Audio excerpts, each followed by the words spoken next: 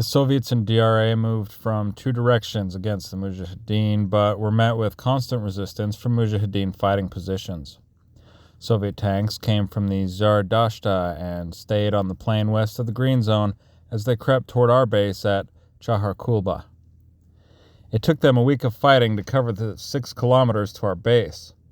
All of their tanks were sandbagged against our RPGs, so we were having difficulty stopping them. Finally, we Mujahideen commanders went to Naqib and said that we are outnumbered and should leave the base. Naqib said that this is their last battle and will decide the contest between them and us. They have tried to conquer the base for years, and this is their last throw. If we leave, we will never get in again. If we stop them, then they will not return. We replied that the RPGs were not working against sandbagged tanks. Naqib took an RPG and strode out to the forward positions to kill a tank. We commanders stopped him and promised to fight to the end. Heavy fighting continued throughout that day, but we stopped the enemy and they withdrew to Tabils, some kilometers to the south. We pursued them to Tabils, engaging the enemy in the streets, killing many of them. The Mujahideen then withdrew to Chahar Kulba before dawn. The following days, the enemy mounted a 3-pronged attack from Tabils in southwest, from Baba Vali Shib in the southeast, and from Jelawar in the northwest. They employed tanks and artillery on the plain of Zardashtra in support. Since the orchards were impenetrable to their tanks supported their infantry like naval gunfire from ships. Their tanks would wait until their infantry closed with our base and then would edge into the channelized approaches. As soon as their infantry fell back, the tanks would fall back. Tanks are of little value in the Green Zone and would seldom advance there. APCs, however, would advance in infantry support. However, their movement was also very channelized and they were easy to attack on the flank. The enemy would precede his attack with heavy air and artillery bombardment. The Mujahideen would stay in their bunkers to survive and only leave a few observers in the fighting positions. As soon as the observers saw the enemy approach, the Mujahideen would come out of their bunkers and man the fighting positions. The enemy infantry would suffer casualties and then fall back. Many of the DRA soldiers defected. We would broadcast over megaphones, "We are not your enemy, we are your brothers, join us." Still, the enemy infantry eventually gathered strength and returned to attack our base from the south and southeast, and then closed from Jelawar. Our defenses were vulnerable in the northwest. After continuous fighting, our Mujahideen were having trouble staying awake. At one fighting position, a DRA patrol penetrated the position and stole a recoilless rifle.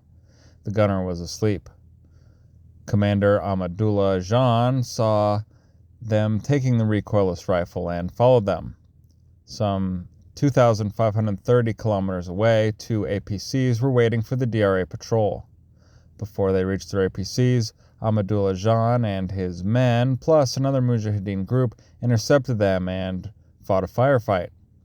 They destroyed one APC, recovered the recoilless rifle, captured the patrol, and captured the remaining APC. They brought the patrol leader, a DRA lieutenant, to Mullah Naqib. Naqib told him, "We don't want to kill you, but tell your fellows that we will not leave, and this will mean death for more of you. Stop your attacks and return to your barracks." The lieutenant replied, "I can't do this because my family is in Kabul." We let him go anyway that evening.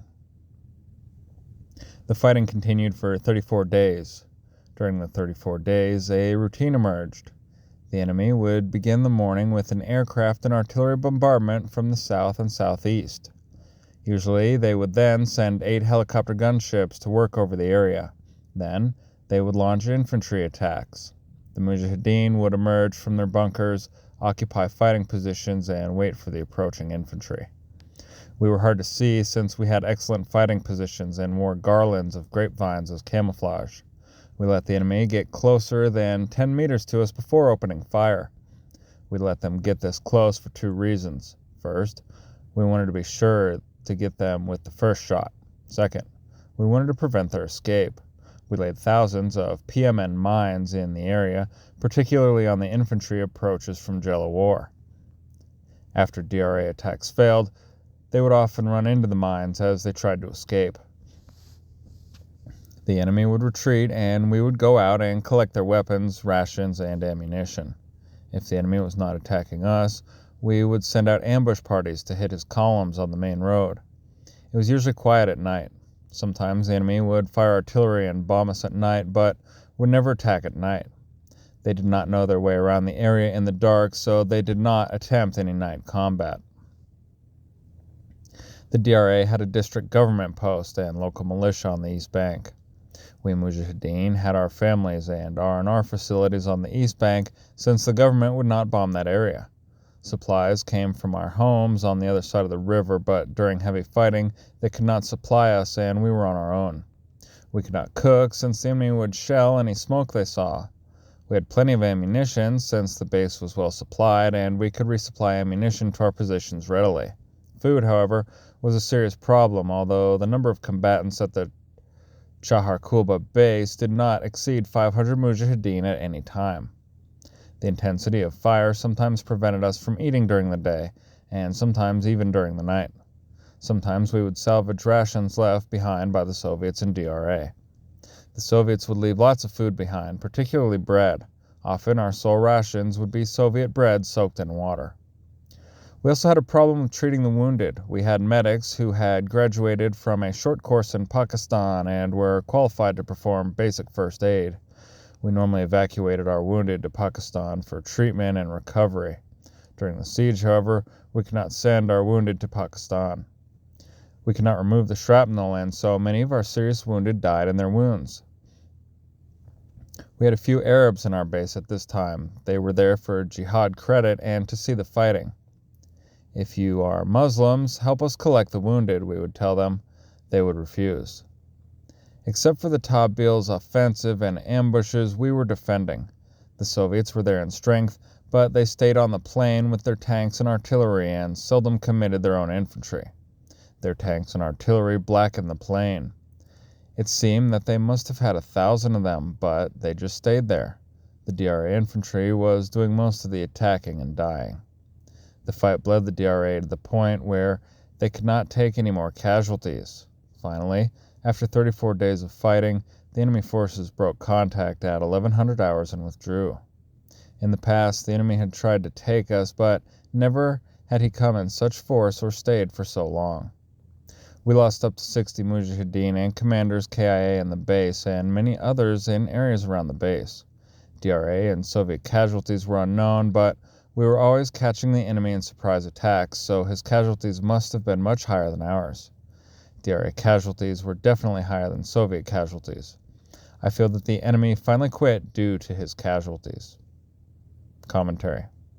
The Soviets used the conscript DRA infantry exclusively and supported them with artillery and firepower. The DRA infantry was poorly trained and equipped and had serious morale problems. The use of DRA forces as throwaway infantry did nothing to increase morale. The DRA forces had a reputation for passivity on the battlefield and deserting at the first opportunity. The Mujahideen defenses were relatively weak from the Jalawar direction, but the Soviets apparently did not push hard enough on this axis to discover this. Soviet and DRA tactical intelligence efforts appear inadequate. The Soviet-DRA willingness to drag combat out for 34 days and then break contact and withdraw is remarkable. Their refusal to push for quicker resolution strengthened the Mujahideen hand and gradually created a qualitative change in the situation to the Mujahideen advantage. On the other hand, the fragmented nature of the Mujahideen resistance meant that the Mujahideen in Chahar Kulba fought in isolation, bearing the full force of whatever the Soviets and DRA could muster. Outside Mujahideen assistance in the form of ambushes against supply convoys and raids on the forces in Nagahan and on the Zardasht plain would have clearly eased the pressure on the Chahar Kulba Mujahideen, but there was little operational and strategic cooperation and coordination among the various Mujahideen factions. The Mujahideen factions in Kandahar cooperated better than elsewhere, but as this vignette shows, this cooperation was still limited. The Mujahideen were quick to pursue a retreating enemy, and their offensive to Tabils is a good example. Unless a force has established a strong, cohesive rear guard, it is disorganized during withdrawal and unable to concentrate combat power. This instant transition to pursuit was characteristic of the Afghans when fighting the British earlier this century and last.